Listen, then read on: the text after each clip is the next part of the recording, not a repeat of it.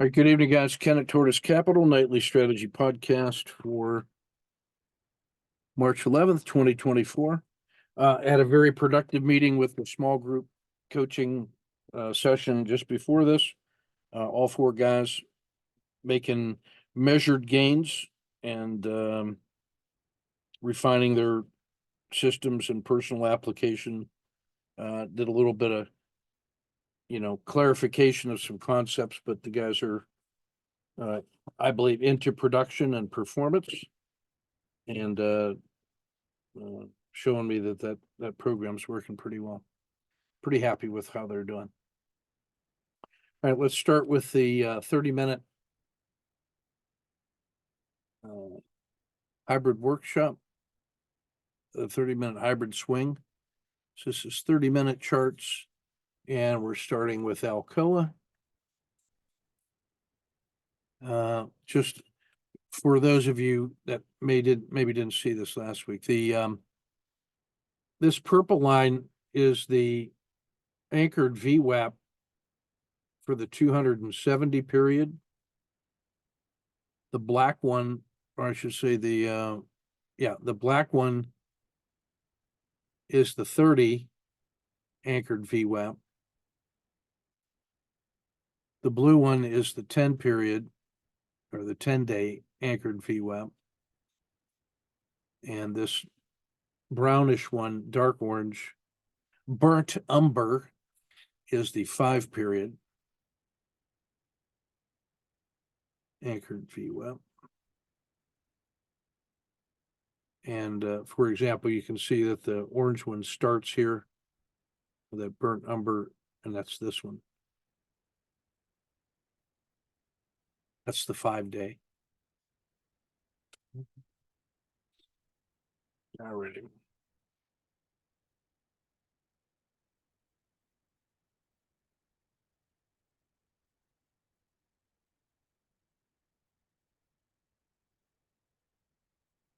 So today's trade in Alcoa, we had Friday's found the support level here, closed here. Today it opened here and went up through the dragon, flipped the PSAR, crossed the VWAP, speculated in with a standard risk. When it rolls over, we take the skin of the dragon for 2R with no overnight risk. AI, no trade. Caterpillar had the big gap down. So this is where this yellow box represents the daily range.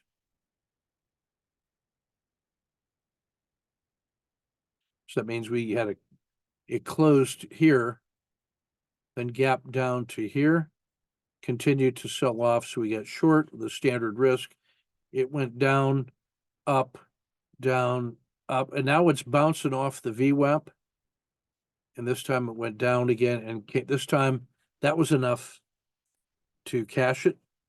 It never broke through any further. Then I missed the recovery trade, but was happy to walk out of that with 2. And that feels like it was hammering out a bottom. This feels like some bottoming action, same as this one. And then after that bottom, it did this. And this is the start of that. And it gets back to the 10 period. Color is blue. That's the 10 period anchored VWAP. So that feels like a normal natural price. And then a continuation would hit here. And then if it crosses the Bollinger Band mean and breaks above today's high, tomorrow that would be like a second position. I'd like to get a position in here if it's going up, and then a second position here with a target of top of the dragon, top of the RL10. That would be nice.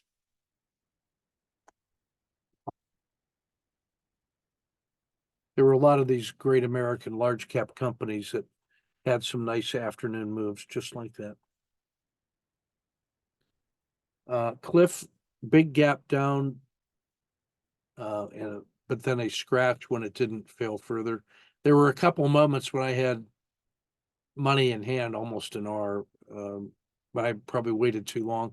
I think the only way I could improve on that one in retrospect is if I took the exit here where the two anchored VWAPs come together. Like I could have gotten out there for a fraction instead of scratching here. So all those little pieces add up over time. CVS caught a 2 for 3R, standard exit. DIA, this one was nice. This was the close, gap down to here, continued to sell off. So short, exit for 1R, then cross the VWAP, entered long here. Again, same standard risk, and that thing went up to the Bollinger Band mean and started rolling over. So I took it right at the 5-day anchored VWAP. That seemed like a natural, logical place, and that captured an R. So this was 0.5, and this was 1, so 1.5 in DIA. Plus, I like the afternoon. It didn't fail any further. This is ready to go. So if it breaks above the 10-day anchored VWAP tomorrow, I'm certainly getting along there. And then if it breaks through this region, then the move is to the 10-day high. So that's I'm rehearsing tomorrow's move. Disney. 1, 2, 3 entry intraday when it crossed both anchored VWAPs. Beauty. And then a full R gain right here. Now I want you to see what that looks like on the 3 minutes. So when you get a strong move like that on the 30, a natural thing to do would be to go down and look at the 3 minute. So I want to show you where those two decisions map to on a 3 minute.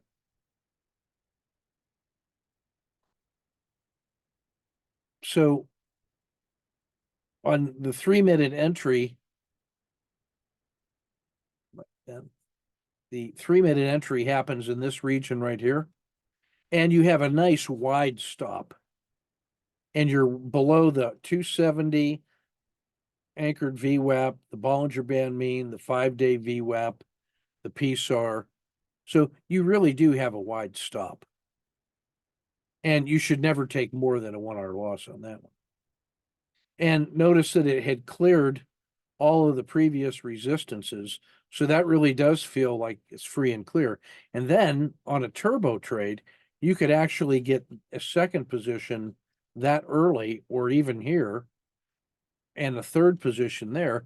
And then on the peak of the day, you get a very orderly rollover. And now this is where the 30-minute chart says get out, but you would not have any worries about getting out on a simple reversion to the mean.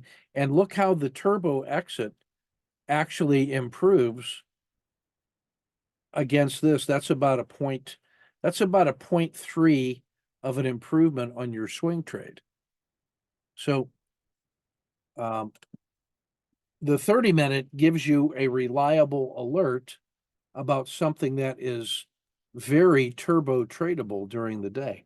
And what works out to be about a 1R on the 30-minute, you might have gotten 3 or 4 on that move all the way up the stack. And especially because your 3-minute stop is probably only this darker blue box, because you don't have to see a more adverse move than that to get out. So you're talking about half the risk box, which means you get 1 to almost 3R to the top. So that's how the 30-minute and the 3-minute can work together.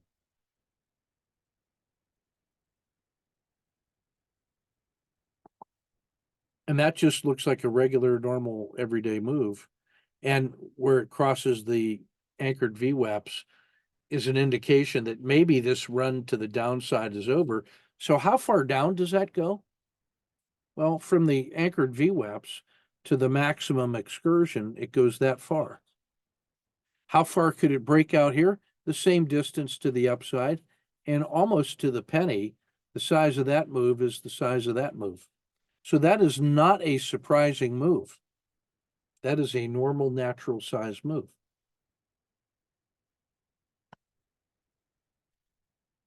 Devon Energy missed that one. God dang it. Emerging markets, no trade, missed alongside. Ethereum, I missed the long side. And if you're trading the currency, you can get short there. EWW, I got a crossing of the Bollinger Band mean with a tight stop and 2R, maybe 1.5. EWZ, no trade. FXI, this is China. Again, notice the big gaps and then a smaller follow through. Intel. So I took the 1, 2, 3 entry on the 30-minute. This looked good on the 3-minute as well. So there's a 1, 2, 3 entry in here. Tight risk. It had crossed the 10-period VWAP. It found support at the 30 anchored VWAP. And then this nice move, and then it closed well to get back to the Bollinger Band mean. So I decided to hold that with 2R in hand and looking to have a move to here and here tomorrow. So I'm going to be an optimist and use markets money. IP, same thing, caught a 2, 3R at the maximum favorable, and it still held pretty well. So I'm going to hold that one overnight. 2R in hand. Real estate, no trade. Coke, this is I'm sorry, I meant to expand this. This is a second position, and I wanted to show you that's what a emerging dragon add-on position looks like. So our first entry off of 1, 2, 3, that one's deep in the money. And now the second one, I can enter on the rising VWAP, emerging dragon. You got those 2 or 3 higher lows, and you've cleared the previous 30-day VWAP. This is all good. And that's a Warren Buffett stock. So don't bet against Warren. That thing's going to go all the way back up to here.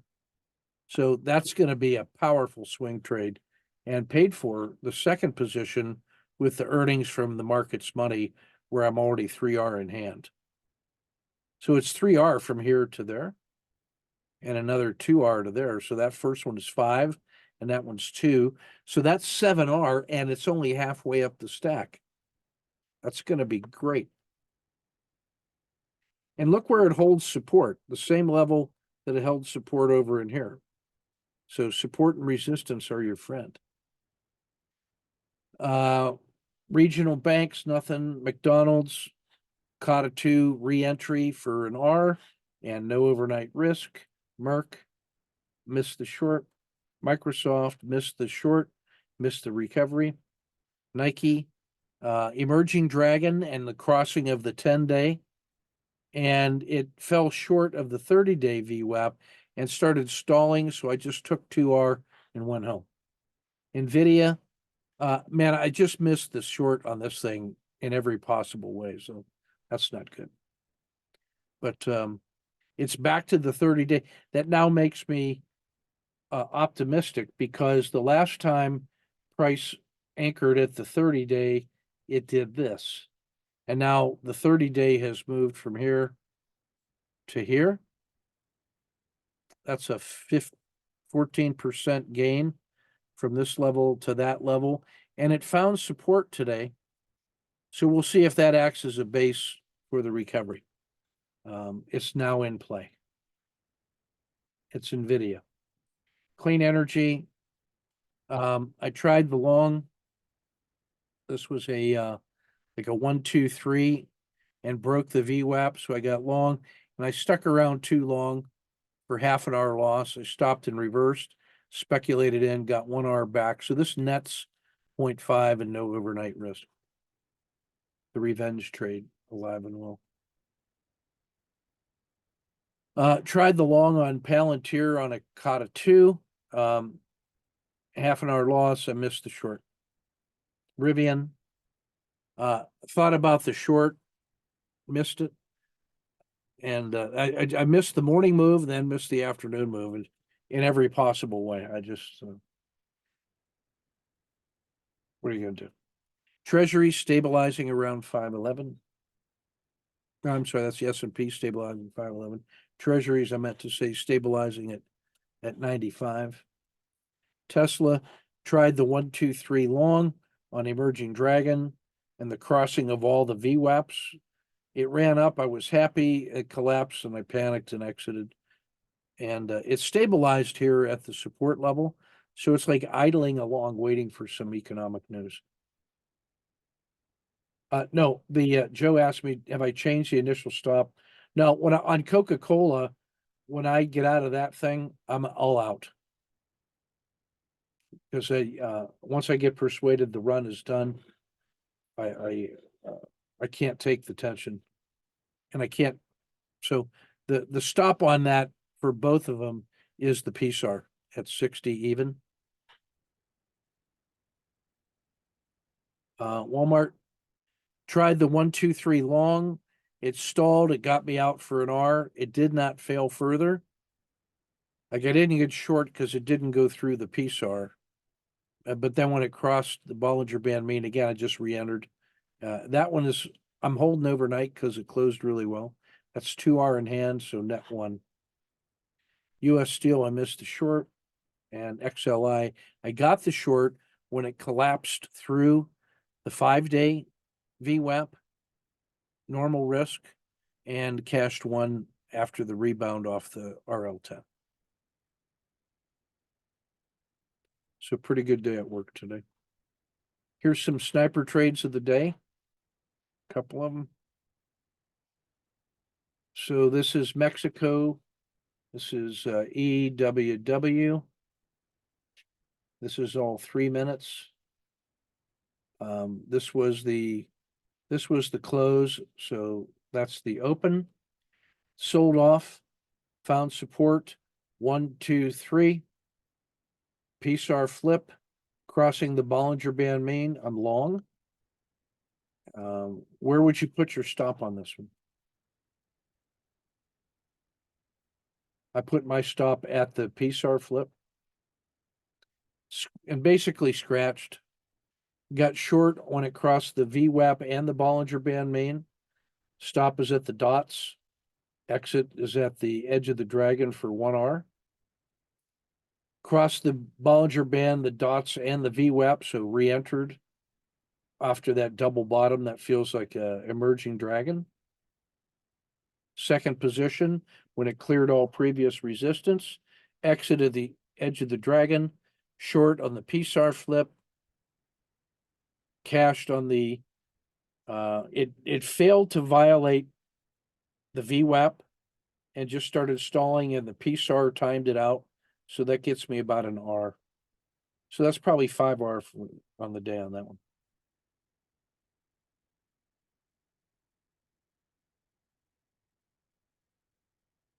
This is Ethereum. So big gap up and breaks out to the upside. That's an emerging dragon. About half an R, PSAR exit. You can't get short that thing because it's an exchange traded note. You could see why you might want to. Supported spring crossing, standard risk. Gets to the VWAP and stalls, exit at the VWAP. 3R. Caught a 2, minus half an R. And done.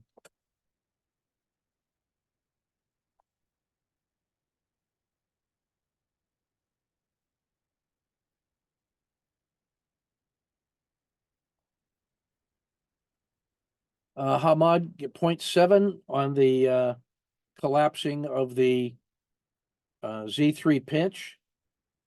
Perfectly done and gets paid 0.5. Same trade, 0.2. Brings home 0.7 on that one. Grinds out in the channel, maybe over trading in the channel a little bit, but if any one of those three breaks out, it pays for all of it. And there was reason to believe it could, because this is MSOS and it was a great big gapper. This is the most unusual behavior on MSOS that there is. It has a big gap and then no follow through whatsoever. So those are all three that I would take without hesitation. Most days, at least one of them is going to pay off. Here's some grinding in Brazil. There was an early possible entry here rather than this one for a slight improvement, but I like the exit. I like this shot, and you were careful about it, and the recovery. So I still think that's fine.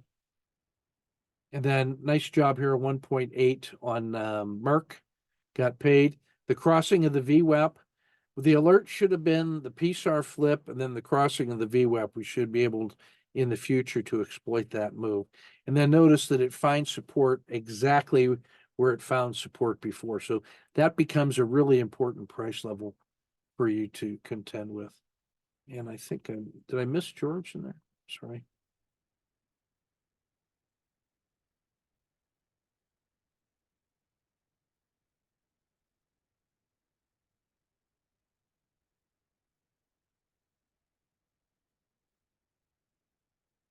Nice job on the cash and a half on Alcoa on the 30 minutes. The reentry was there, and probably another half an hour might have been available. This is two nice ones here on the shorter term. IBIT for 0.3 and scratch, and perfect reentry. And again, you never know which is the one that's going to pay off. They all look the same leaving the station. So he gets a taste and then a reentry when it does not fail back into the original risk box. And that's a nice exit right there. Can't argue with any of that. Looks good. And we spent some time working through how to blend the 3-minute and 30-minute in our small group session today.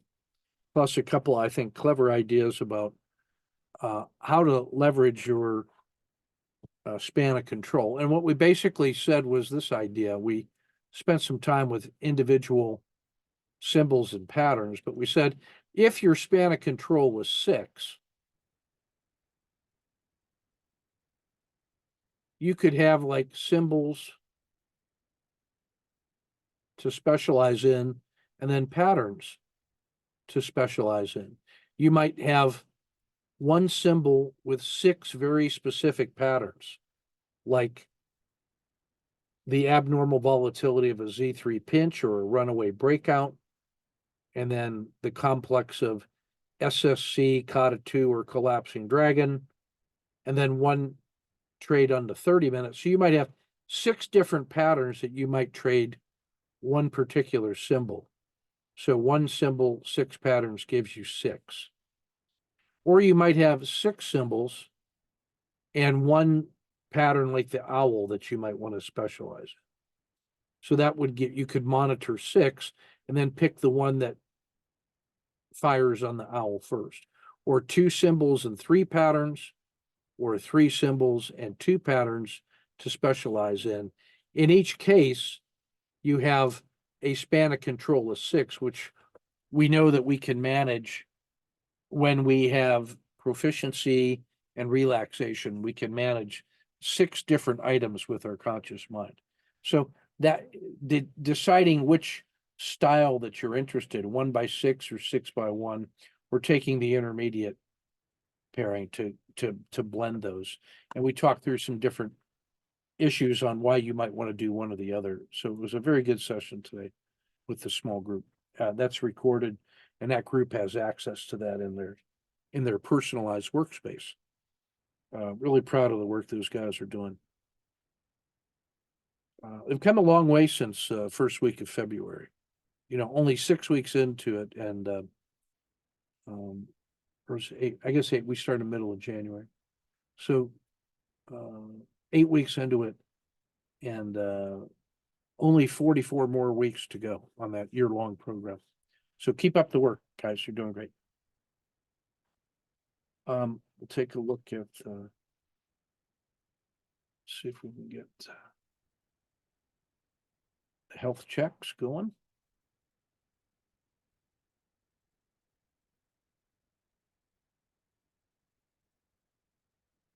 So the 150, we're still within shooting distance here of the all-time high, but we're getting dangerously close to that PSAR exit, which we'll also see, and a little easier to see here on the 30-day look back. And again, I want to highlight this is where your 10-day anchored PSAR is. So there's it over a 10-day period. This has had a rising VWAP, so that's generally good upside buying pressure. And the 5-day is right here, so that's even better. But price has come back to anchor around those 5 and 10-day. So I would consider this to be a compound critical state that it's got to decide what to do with this slight upward pressure.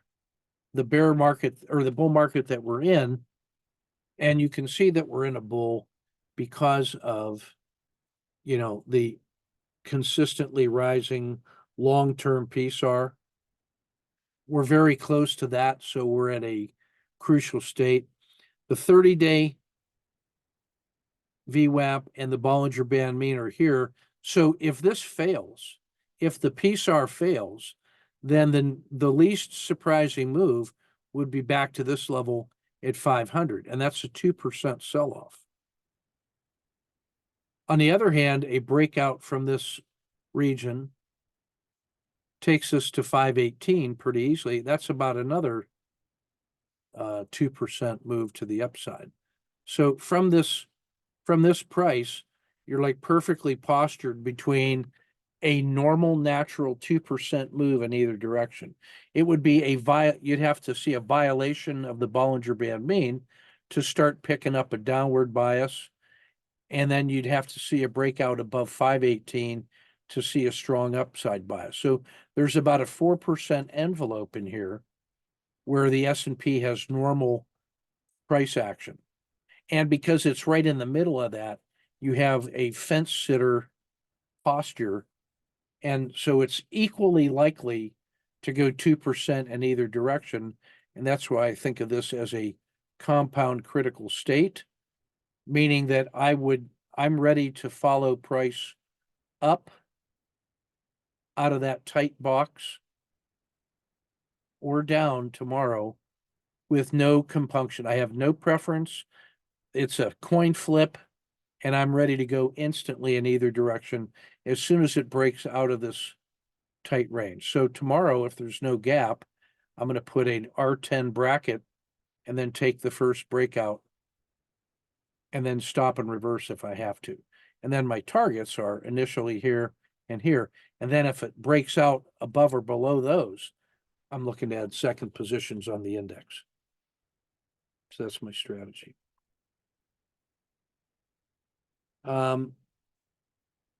We had a mixed bag of big winners today, and Boeing, big loser, along with Caterpillar.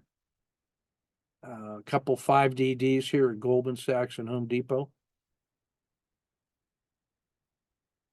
NVIDIA is postured for buying strength on dip because it's had extreme outperformance for all the time periods except the one day where it is slowed down decisively.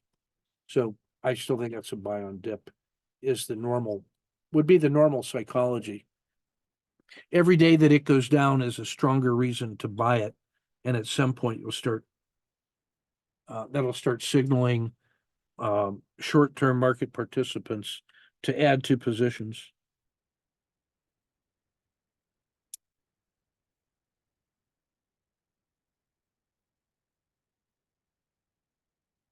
Oops, same thing in the ETFs, agriculture, materials and energy and utilities, defensive plays, and cyclics.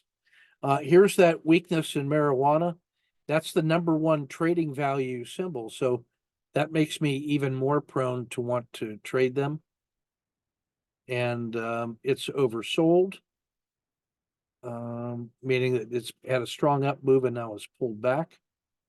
And then the overreaction long signal means that it had a sharp move away from that long-term up move, so that creates a compound critical state to recover or to continue the downward move. So MSOS is on my short list for tomorrow. Standard work. Tale of two markets. Some really big winners on the 2-day and big losers on the 2-day, both in ETFs and in the Dow. Mostly energy on the winners and defensive plays.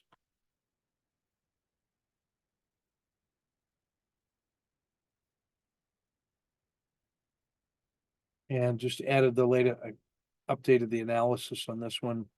So we've now sort of officially had the R10 roll over, the RL30s Z-score roll over. It's come back to the edge of normal. So now a continued move down to that would make this vulnerable to a recovery to the middle of the river and then the downside part of the river, which would take it back to area of 500. So unsurprising. You know, the more times it touches the edge of the river, the more likely it is to start breaking through the ice. If I can say it that way, like it did over here and over here.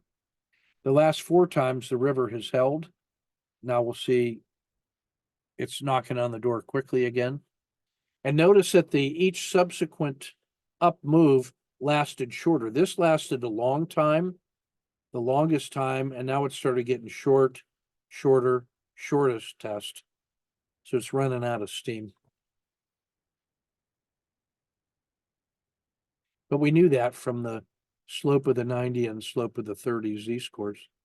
And they've come back into the 30s come back to the edge of normal. So we shall see.